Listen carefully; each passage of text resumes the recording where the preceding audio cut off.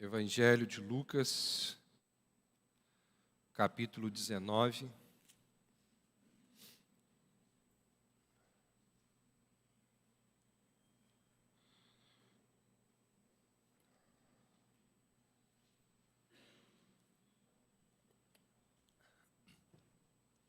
Vamos orar.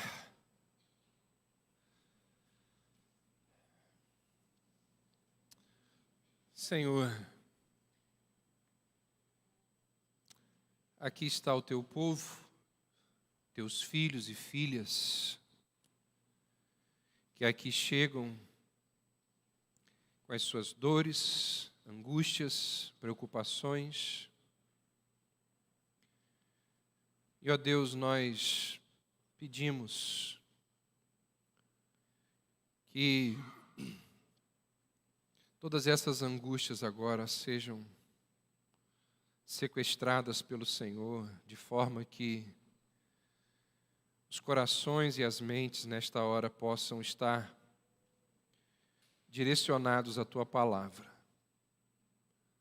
Dá-nos, ó Deus, o privilégio de sermos, pelas Escrituras, orientados e abençoados, e que elas possam cumprir o papel de dar a Cristo a glória e a honra que lhe é devida. Assim, então, nós oramos e nos apresentamos ao Senhor. Em nome de Jesus. Amém. Na época em que esse texto que nós vamos ler foi escrito, havia uma expectativa muito grande na mente do povo judeu de que o Messias estava por vir. E você já deve ter ouvido falar que o Messias que eles aguardavam era um Messias temporal. Alguém que viria para lutar contra os romanos, alguém que viria para restaurar aos judeus a sua nacionalidade perdida há muito tempo. E existiam judeus que, embora não crescem em Cristo com uma fé espiritual, eles esperavam que Jesus pudesse sim ser um grande libertador temporal. Afinal de contas, eles presenciaram, eles viram aqueles poderosos feitos de Jesus. E ao ver aquelas coisas que Jesus fazia, os milagres que ele realizava, as pessoas que ele curava, eles imaginaram que Jesus poderia e tinha poder para libertá-los da dominação romana. Os evangelhos dizem que, em uma ou duas ocasiões, eles se reuniram para coroar Jesus rei. Ali na multiplicação dos pães, eles ficaram tão encantados com aquilo que eles viram, que diz o relato bíblico, que eles foram na direção de Cristo para coroá-lo, o seu novo rei. Quando mais tarde eles descobriram que estavam enganados acerca de Jesus, eles acabaram o odiando na mesma proporção que o tinham amado. E a consequência natural foi o grito de crucifica-o. Gritaram, crucifica-o, com a mesma intensidade com que dias antes disseram sobre ele: Hosana ao que vem em nome do Senhor. Mas enquanto o povo estava ali do lado de Jesus, tivesse Jesus dito uma palavrinha, só uma palavrinha, nesse sentido, a multidão tinha fechado com ele. Tivesse Jesus dito, feito o menor sinal, esboçado qualquer coisa nesse sentido, os homens o teriam apoiado, a despeito de qualquer coisa a despeito de qualquer pessoa, não resta dúvidas de que o povo seguiria Jesus até o palácio de Pilatos e ali facilmente eles fariam de Pilatos prisioneiro dele, porque não existiam soldados romanos suficientes em Jerusalém para controlar a multidão de judeus que existia em Jerusalém naquela época. Centenas de milhares. A Palestina seria rapidamente limpa das legiões romanas. Tal era a quantidade de judeus que existiam ali. Some-se a tudo isso o enorme poder que Jesus tinha. Lembre-se, quando os soldados romanos vieram buscá-lo ali no Getsêmani, lembra do que aconteceu? Quando perguntaram quem era Jesus, o relato bíblico diz que Jesus fala assim: sou eu. Vocês lembram o que aconteceu com os soldados romanos? Eles tombaram por terra. Caíram. Jesus só disse assim: sou eu. Como pode isso? Jesus poderia ter controlado não apenas a Palestina, mas ele poderia muito bem ter marchado de país em país, de reino em reino, até que tudo estivesse debaixo do seu controle. Você duvida disso? Poder ele tinha, capacidade ele tinha. Se o reino dele fosse desse mundo, ele poderia ter uma grande tropa de soldados à sua disposição. Se o reino dele fosse desse mundo, ele poderia ter súditos que o amariam a ponto de dar a vida por ele.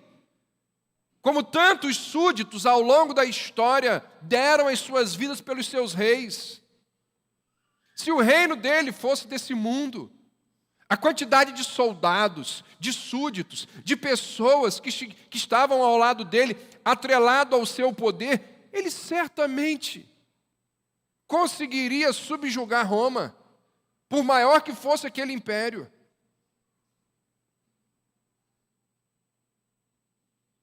O problema é que os judeus não entenderam aquilo que muitos de nós também não conseguimos compreender. O reino de Jesus não é deste mundo. Então, de onde é o seu reino?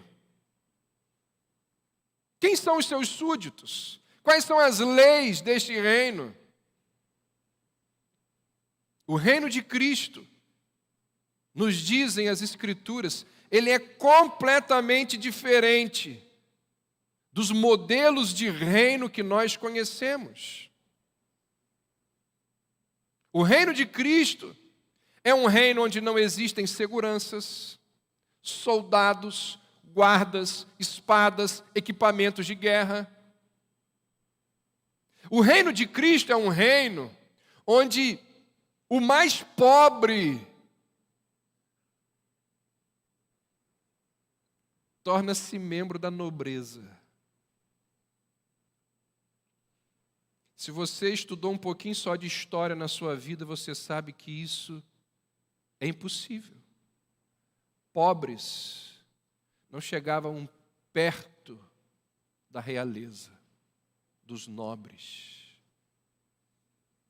O reino de Cristo é um reino onde os súditos o obedecem não por coerção, mas por amor. Não por ameaça, mas por devoção. O reino de Cristo é um reino onde o rei é o mais pobre de todos. Este rei deu mais aos outros e reteve o mínimo para si mesmo. Os súditos deste reino não tinham como era costume, eles não tinham ali um tapete para os pés do jumentinho. Dessa maneira, eles tiraram ali as suas roupas surradas e foram lançando ali ao longo do caminho por onde o jumentinho ia passar. Espalharam ali ao longo do caminho ramos de palmeira que eles apanharam nas árvores da estrada. Que reino estranho! Que reino estranho esse reino de Jesus! Nenhum brilho de ouro, nenhuma bandeira ostentada, nenhuma trombeta de prata, nenhuma pompa. Um reino onde a riqueza não é medida pela quantidade de ouro, mas pela quantidade de fé. Um reino onde a luta não é contra a carne ou sangue. Um reino onde não existem impostos, mas que sobrevive pela liberalidade, generosidade dos súditos. Um reino onde os felizes são os que choram, onde os felizes são os perseguidos, onde felizes são os humildes, onde felizes são os mansos. Meu reino, disse Jesus, não é desse mundo. Os valores e os princípios deste mundo não se aplicam ao reino de Cristo.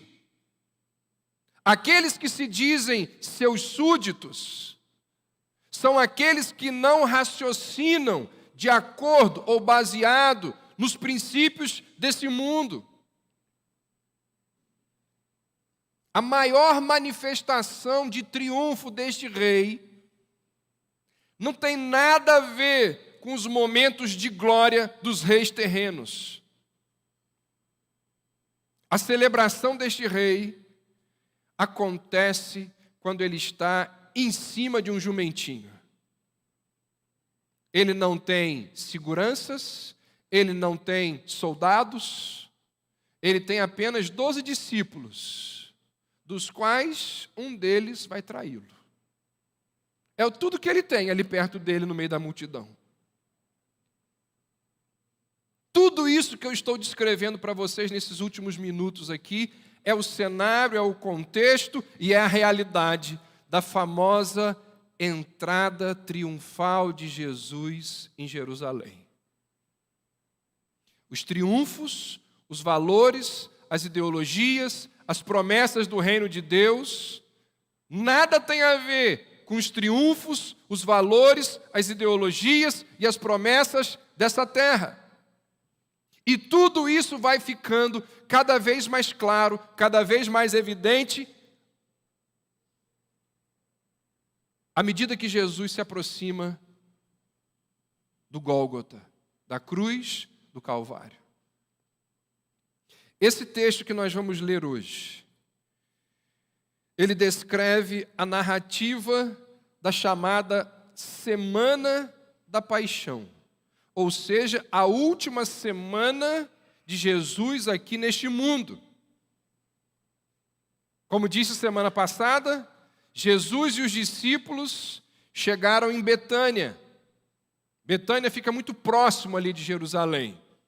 E chegam ali antes do pôr do sol da sexta-feira. No sábado, Jesus desfruta de um descanso sabático junto com seus amigos.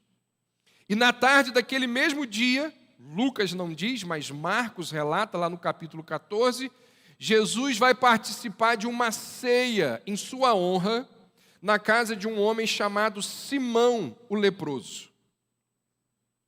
No dia seguinte, no domingo, acontece então a entrada triunfal em Jerusalém. E a partir desse ponto, os fatos registrados em Lucas se encontram nas seguintes passagens. Se você quiser olhar aí, conquanto você já tenha aberto o texto, capítulo 19, do verso 28 ao verso 44, descreve o que aconteceu no domingo. Do verso 45 até o verso 48, descreve aquilo que aconteceu na segunda-feira. Capítulo 20, verso 1, até o capítulo 22, verso 6, relata o que aconteceu na terça-feira. Capítulo 22, verso 7, até o verso 71, fala o que aconteceu na quarta e na quinta-feira, até as primeiras horas de sexta-feira. Capítulo 23, diz o que aconteceu na sexta-feira. No sábado, nós não encontramos nenhum registro de qualquer atividade aqui no Evangelho de Lucas. No Evangelho de Mateus, capítulo 27, dos versos 62 a 66, nos fala de algo que aconteceu no sábado, quando os sacerdotes chegam até Pilatos e pedem a Pilatos para vigiar o sepulcro, porque eles sabiam da possibilidade dos seguidores de Jesus irem lá e retirar o corpo dele para dizer que Jesus ressuscitou. Aqui em Lucas, no capítulo 24, do verso 1 até o verso 49, é descrito o que aconteceu no domingo da ressurreição. E aí no final, você olha aí no verso 24, capítulo 24, versos 50 a 53, fala dos 40 dias depois da ressurreição. Então essa é a sequência que nós temos pela frente, que descreve aqui os últimos 7 dias de Jesus aqui na terra.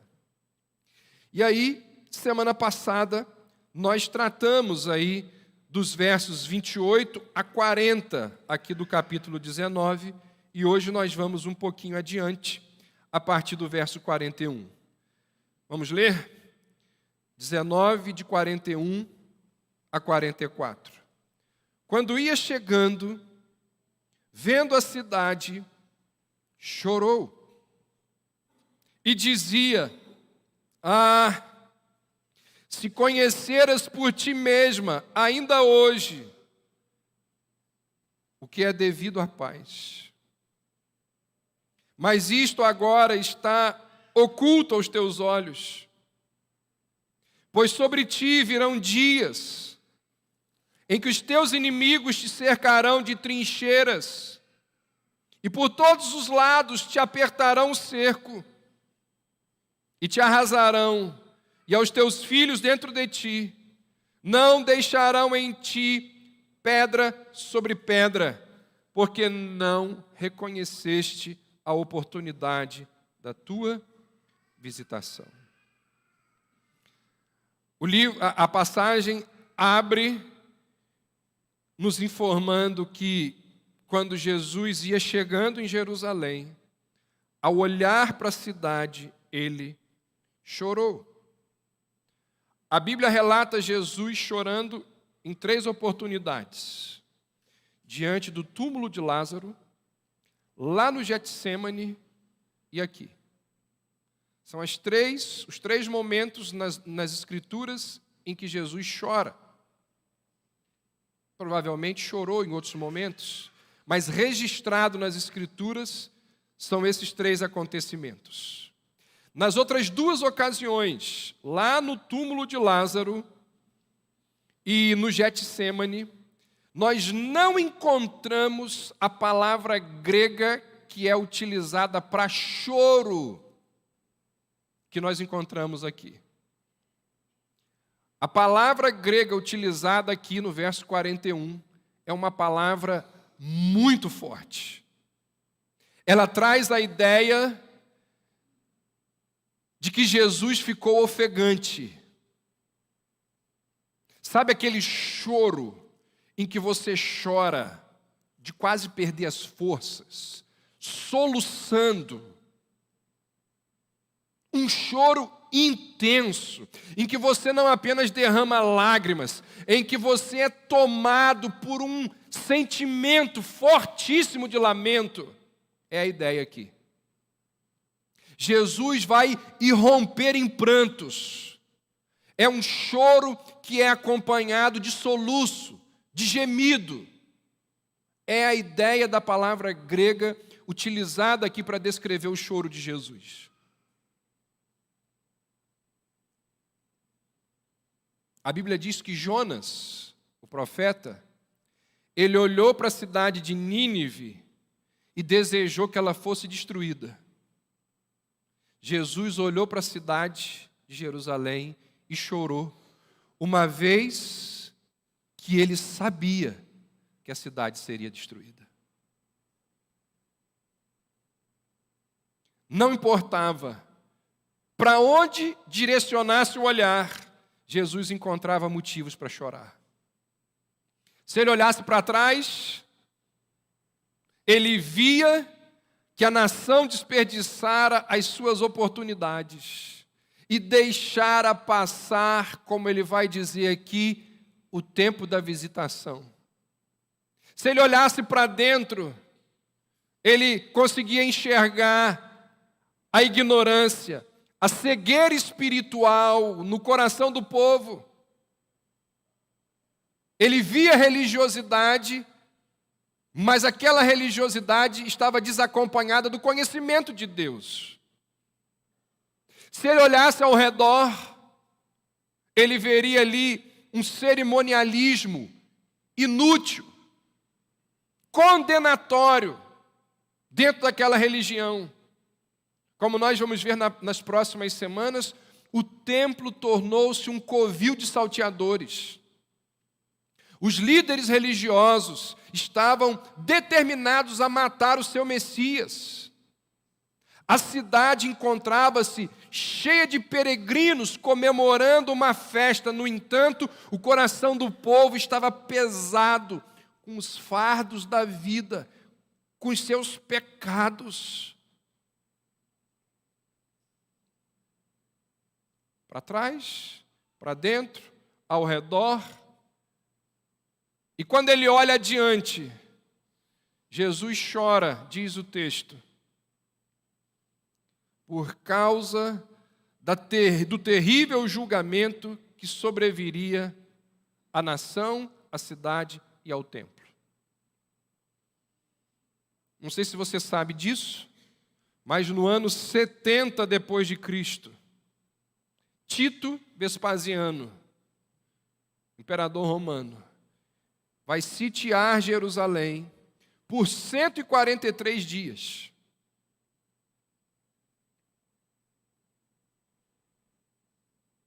Não é isso que diz o verso 43? Sobre ti virão dias em que os teus inimigos te cercarão de trincheiras, e por todos os lados te apertarão o cerco. Isso aconteceu. Não tinha para onde escapar. Cerca de 600 mil judeus foram mortos.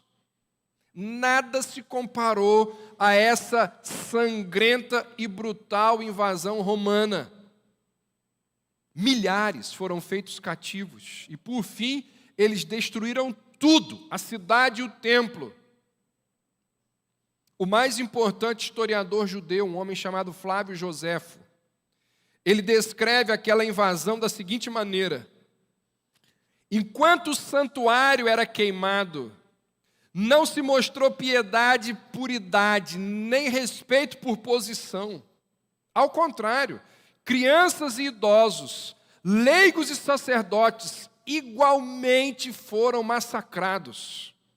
O imperador ordenou que toda a cidade e o povo fossem arrasados completamente e que fossem deixados somente as partes mais altas das torres e a porção do muro que fecha a cidade do lado ocidental.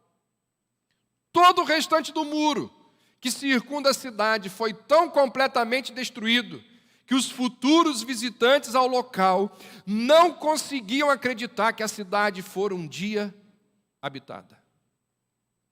E se você não sabe disso, depois desse ano, depois dessa invasão romana, do ano 70 até o ano de 1945, os judeus ficaram sem terra, espalhados pelo mundo. Foi só depois, em agosto de 45, com a criação da Organização das Nações Unidas, depois daquilo que foi feito no Holocausto, onde 6 milhões de judeus foram mortos, é que o mundo entendeu que eles precisavam ter um lugar de volta. E foi um brasileiro, chamado Oswaldo Aranha, que conduziu os judeus de volta para sua terra. Enquanto a multidão celebrava, Jesus chorava. E chorava de soluçar. E chorava de uma forma que nunca chorou. Porque ele sabia da superficialidade de todos aqueles louvores que ele vinha recebendo. Ele sabia que a multidão que em breve gritaria hosana seria a mesma multidão que dias depois gritaria crucifica-o. Ele sabia que aquela alegre procissão de entrada em Jerusalém se converteria naquela triste procissão para o Calvário, onde ele seria crucificado. Por quê?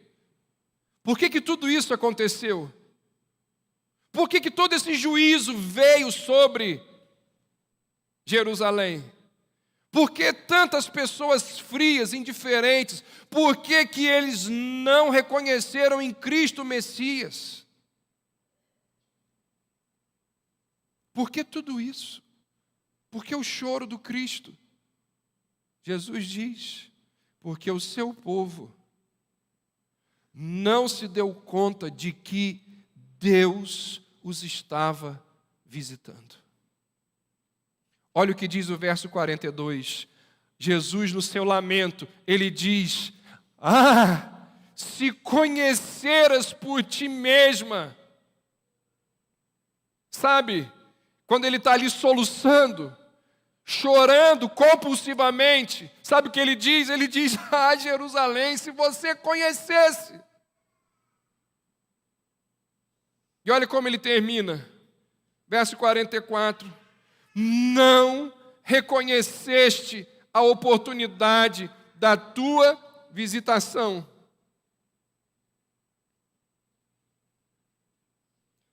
Como João disse lá no seu evangelho, veio para o que era seu, mas os seus não receberam. Irmãos, esse texto nos mostra muitas coisas, e uma delas é a grande compaixão que Jesus tinha por aquelas pessoas. Jesus conhecia muito bem o caráter dos habitantes daquela cidade. A crueldade, a justiça própria, a teimosia, aquele preconceito obstinado contra a verdade, o orgulho, a arrogância, a empáfia dos líderes, nada disso estava oculto do Cristo. Ainda assim, ele olha para Jerusalém e, ao ver tudo isso, vendo a cidade, chorou. Jesus sabia tudo que os judeus estavam prestes a fazer com ele. Um julgamento injusto, a entrega aos romanos, os seus sofrimentos, a sua crucificação, tudo isso estava descortinado diante dos olhos de Jesus, e ainda assim, ele chorou diante de Jerusalém. Esse texto mostra que a compaixão divina, ela se estende a todos os homens, mulheres e crianças da terra.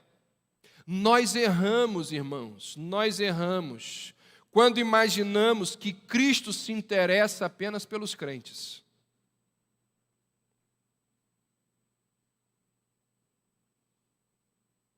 Indiferença com o estado espiritual do incrédulo não é uma atitude coerente daqueles que foram redimidos. Diante da impiedade, diante da maldade que o cercava, o rei Davi diz assim: rios de águas correm dos meus olhos, porque os homens não guardam a tua lei. O apóstolo Paulo, nesse mesmo raciocínio, com esse mesmo sentimento, ele vai dizer, quando escreve aos crentes de Roma: tenho grande tristeza e incessante dor no meu coração, por amor daqueles que estão perecendo. Quando nós não estamos nem aí para os ímpios que perecem, nós não temos a mente de Cristo. Porque Cristo foi aquele que, diante dos pecados de Jerusalém, diante das iniquidades do povo, ele chora. Porque ele sabe para onde aquela iniquidade vai conduzir aquelas pessoas. Ele lamenta, ele chora profundamente por causa da iniquidade e para onde a iniquidade vai levar aquele povo. Você é abençoado, edificado, todo domingo, de 19h30 a 21h, quando aqui vem? Eu imagino que sim, porque você continua voltando. Aquilo que você ouve aqui, as pregações que você ouve aqui, abençoam a sua vida? Então me diz aqui, meu irmão, por que você não convida amigos incrédulos para estar aqui?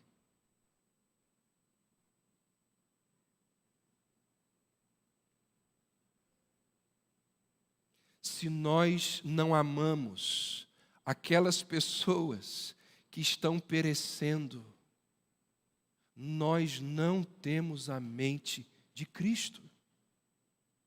O nosso Senhor olhou para a cidade de Jerusalém que estava perecendo, diante das iniquidades, diante de tudo aquilo que ele viu, ele chora, ele lamenta, de uma forma que ele não lamenta em nenhuma outra oportunidade descrita nos evangelhos.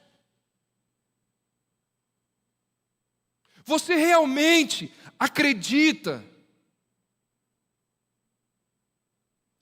mesmo, que essas verdades que são anunciadas e proclamadas aqui todo domingo,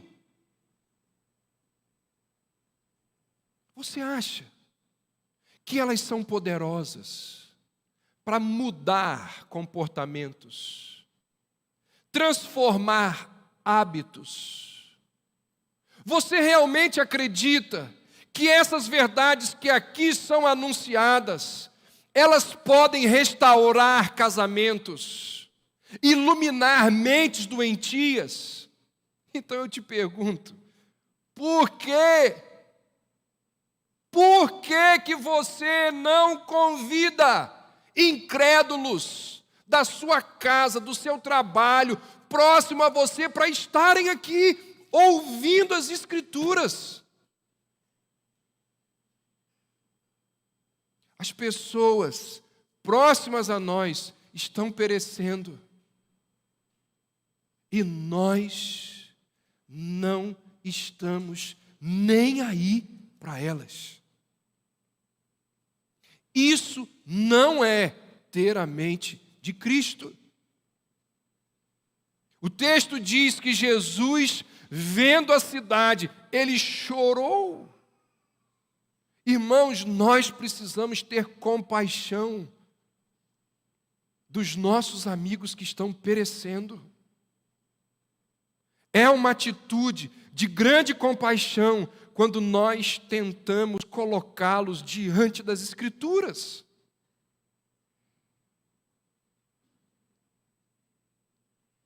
Em meio às lágrimas, em meio aos soluços, Jesus diz, como se os habitantes de Jerusalém pudessem ouvi-lo. Jesus diz assim: se vocês conhecessem. Qual é a causa da ruína de Jerusalém? Ignorância. Ignorância. Se vocês conhecessem. Eles não o conheceram. Eles não conheceram o que poderiam ter conhecido, o que deveriam ter conhecido. Jerusalém deveria ter reconhecido que o tempo do Messias havia chegado, deveria ter reconhecido que Jesus era o Messias. Mas nós sabemos que a liderança religiosa mostrou-se ignorante e desejou permanecer na ignorância. Não quiseram considerar com imparcialidade aqueles fatos que eram tão evidentes. O povo não quis ver os sinais dos tempos. Lembra, gente, Jerusalém era a cidade dos profetas. Ali estavam os escribas, os mestres. E ainda assim aquela cidade está perecendo por não conhecer a Deus. Odiaram o verdadeiro conhecimento, escolheram não temer o Senhor. Aquela cidade desprezou a palavra de Deus e se entregou a uma obstinada incredulidade. Se tu conhecesses. Sabe o que Jesus está dizendo aqui? Que ignorância não tem desculpa. Quando nós podemos conhecer a verdade e nos recusamos a fazê-lo, a nossa culpa diante de Deus, ela é enorme.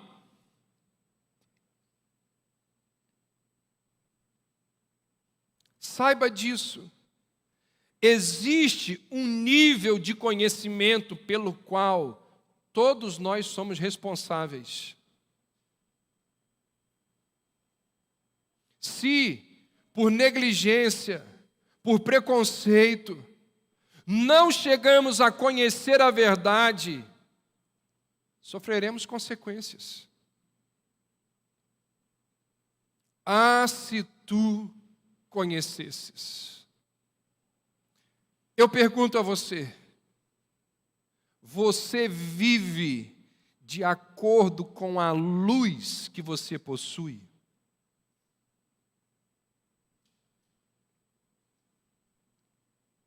Domingo após domingo, você vem aqui.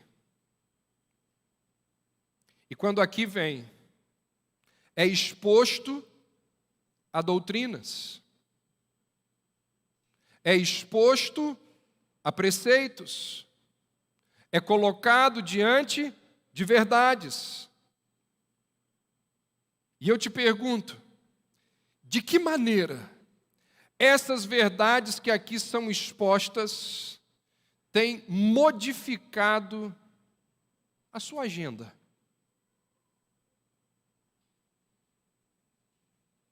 A sua agenda.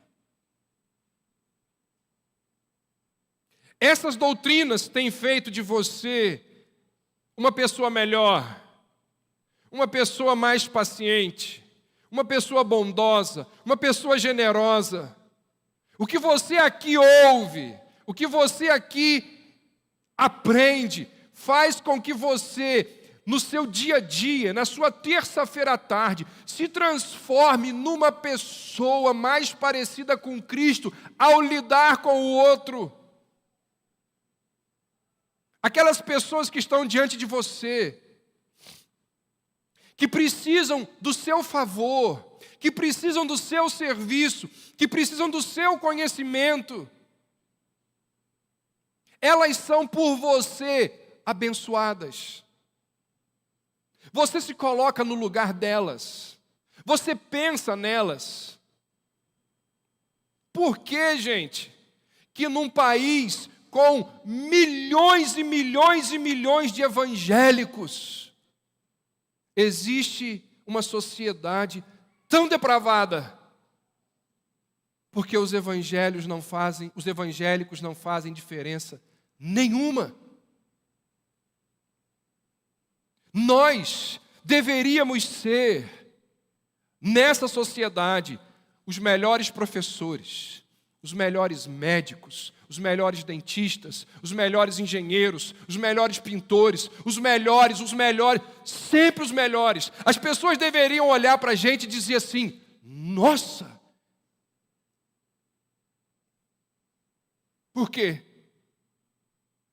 Porque tudo o quanto fizerdes, fazei-o para Deus,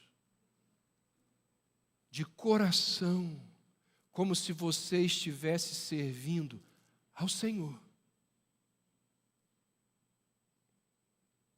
Qual é a diferença que aquilo que nós aqui ouvimos todo domingo faz na nossa rotina?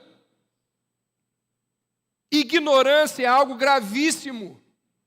Ah, se tu conhecesses. O que Jesus está dizendo é que Deus nunca permitirá que uma ignorância espontânea seja utilizada como desculpa. Pelo contrário, vai aumentar a culpa. Seja o melhor, no sentido de o mais humano possível, ao lidar com aquelas pessoas que Deus coloca diante de você. Isso é cristianismo. Ah, se tu conhecesses. Perceba, Jesus está nos dizendo aqui também que existiu um tempo especial de misericórdia, de privilégios, que foram dirigidos àquela cidade. Irmãos, o Deus encarnado veio entre eles, os visitou. Os mais poderosos milagres que os homens já contemplaram foram realizados ali, naquelas ruas. Imagina, um leproso, um homem ali que ninguém podia tocar, Jesus toca nele e começa aquela, sei lá o nome que dá naquela pele, e a pele do camarada fica igual de criança. Jesus vai lá e passa a mão nos olhos daquele cego e ele começa a ver. The Chosen, da vida real. Aconteceu. Quantos privilégios! Os melhores sermões já proferidos na história da humanidade aconteceram entre eles. Lembra daquela história? Talvez alguns aqui não conheçam. Chegou uma hora que os líderes religiosos eles ficaram tão incomodados com Jesus, que eles chamaram ali a polícia do templo e falaram assim: ó, vai lá e prende ele.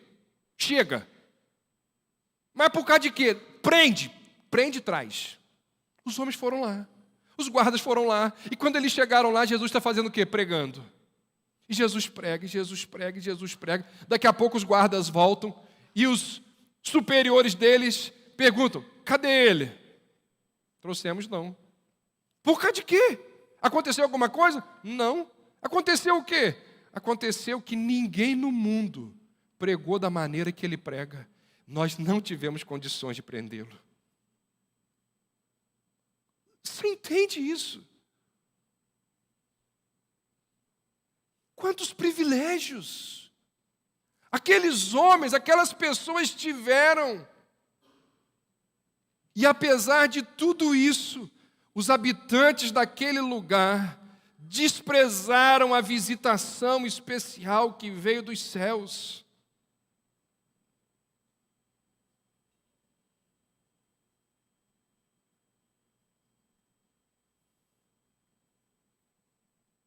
Chegará o dia, no fim dos tempos, chegará o dia que ficará comprovado que existiram ocasiões na vida de cada pessoa que Deus ficou muito perto delas. Havia apenas um passo entre elas e a salvação. Pertinho. Jesus fala disso aqui. Final aí do verso 44. A oportunidade. Ou algumas traduções dizem o dia da visitação. O dia da visitação. Quem resiste à voz da consciência está lançando fora a chance da salvação. A voz da advertência pode ser o dia em que Deus visita a mente, o coração de uma pessoa, e negligenciar essa voz fará com que Deus deixe a pessoa sozinha para sempre.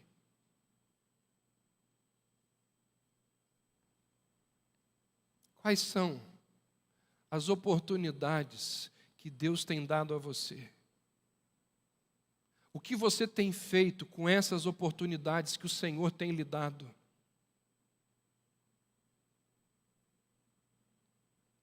Olha o que diz aí o verso 43. Porque dias virão sobre ti. Essa expressão, virão dias, ela ocorre 20 vezes nos profetas. É um hebraísmo que vai advertir ao povo sobre os julgamentos de Deus. E aí então ele diz, porque dias virão em que os teus inimigos te cercarão de trincheiras e por todos os lados te apertarão o cerco. Ou seja, será levantada ali uma barreira para isolar a cidade. Essa barreira não vai permitir que ninguém entre, nem que ninguém saia. Era uma estratégia utilizada naquela época para matar as pessoas que estavam dentro das cidades de fome. E segundo Flávio Joséfo, foi exatamente isso que aconteceu. Os judeus se revoltaram contra Roma no ano 66. E então Roma precisou tomar uma atitude, e então no ano 70, dezenas de milhares de judeus morreram de fome diante do cerco romano. Depois do cerco, os romanos invadiram, e diz o verso 44, olha aí, arrasaram. Jesus fala que eles teriam os seus filhos arrasados dentro dela. Os teus filhos arrasaram os filhos dentro de ti. A história mostra que depois de 5 meses de cerco, os romanos dominaram os judeus que estavam enfraquecidos, incapazes de se defender. Os soldados romanos invadiram Jerusalém, massacraram todos que encontraram, destruíram a cidade. A única parte que ficou em pé é o que está lá até hoje, que é o Muro das Lamentações. Tudo isso aconteceu, diz o verso 44, porque não reconheceram a oportunidade da tua visitação. Essa expressão, dia da visitação, é uma frase, ou é uma expressão do Antigo Testamento. E essa expressão se refere à vinda de Deus, quando Deus vem para se aproximar do seu povo. E essa aproximação divina pode ser para bênção, mas também pode ser para julgamento. Jesus visitou a terra de Israel naquele momento. E desde então, ele continua a visitar a cada geração. Cada geração tem a mesma responsabilidade de reconhecê-lo como aquele que veio de Deus. Cada geração tem a responsabilidade de reconhecê-lo como Salvador e Redentor, que há de retornar no futuro como Rei. Irmãos e amigos, cada um de nós experimentará a visitação de Deus. Você vai receber a visitação de Deus, seja para salvação, seja para condenação, seja para receber o dom da vida por meio do perdão dos pecados, seja para receber a sentença do castigo eterno por ter rejeitado a oportunidade da salvação. Todo domingo, através da exposição das Escrituras, nós recebemos inúmeras oportunidades vindas dos céus. O que nós fazemos? O que nós fazemos com cada uma delas? Aqui, a nossa vaidade é confrontada. Aqui, o nosso egoísmo é exposto. Aqui, o nosso orgulho é combatido. Aqui, diante da exposição das Escrituras, a nossa mentira é revelada. Não para os outros, mas para nós mesmos. Aqui, a nossa avareza fica evidente. Aqui, a nossa falta de amor nos denuncia. Todas as vezes que as Escrituras são abertas, elas confrontam os nossos pecados.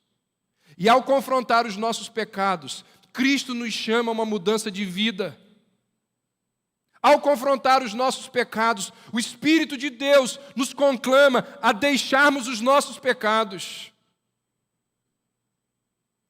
O que você tem feito com as oportunidades que Deus tem lhe oferecido domingo após domingo?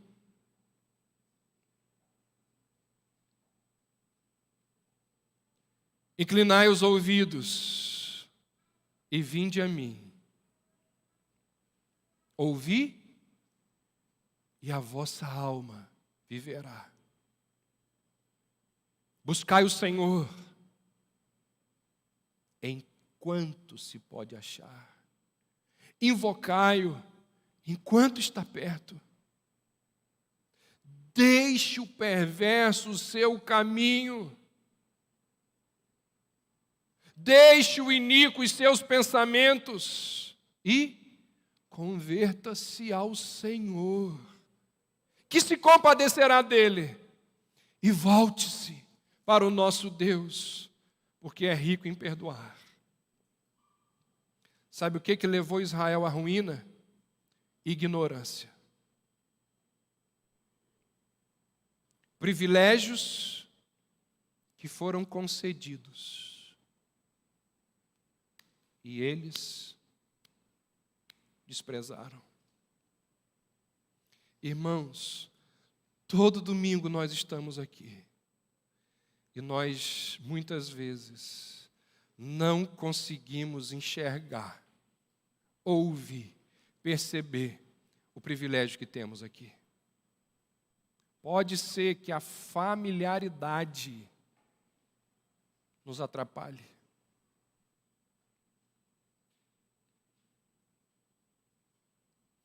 Hoje à tarde eu fui lá visitar Gerson. E aí ele falou assim, depois de mais de uma semana no hospital, ele virou e falou assim para a gente: quando eu entrei no carro, sexta-feira à noite, já era 10h30, 11h da noite, tinha quase ninguém nas ruas. E eu vi aquelas luzes passando assim. Que alegria que inundou o meu coração. De passar por ruas que eu sempre passei. Ambientes que eu sempre estive acostumado. Mas que depois de dias numa UTI, num quarto de hospital, a gente fica louco para poder voltar àquilo que era a normalidade. E ele disse, foi um dos momentos mais alegres da minha vida, quando eu passei por aquelas ruas sem ninguém, mas voltando para casa.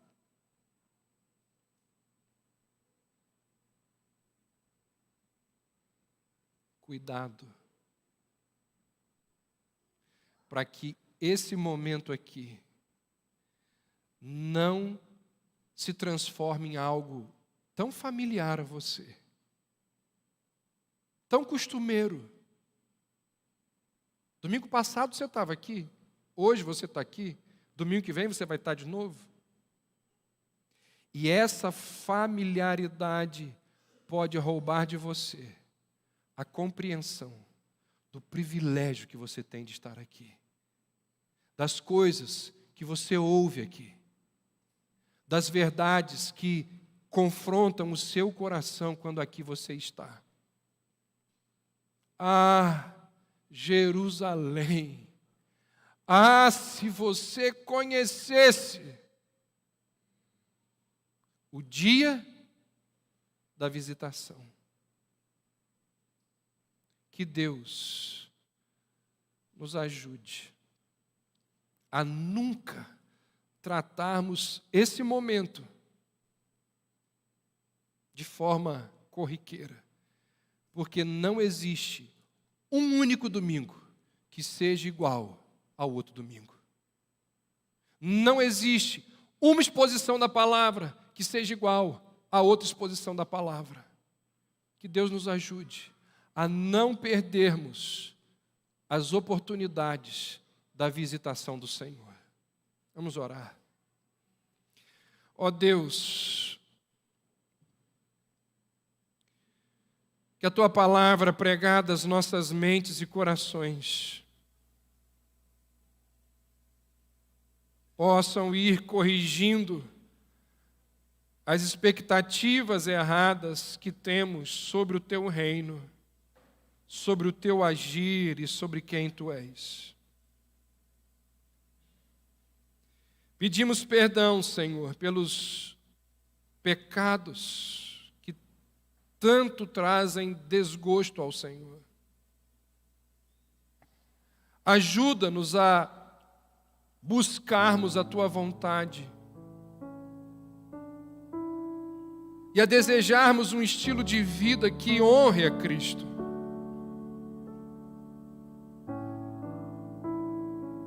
Ó Deus, que não sejamos julgados e condenados pela nossa ignorância, mas que venhamos a ser zelosos com as verdades que o Teu Santo Espírito tem nos oportunizado conhecer. Ajuda-nos, ó Deus, a percebermos que as oportunidades que temos, elas podem passar. Que sejamos responsáveis diante delas.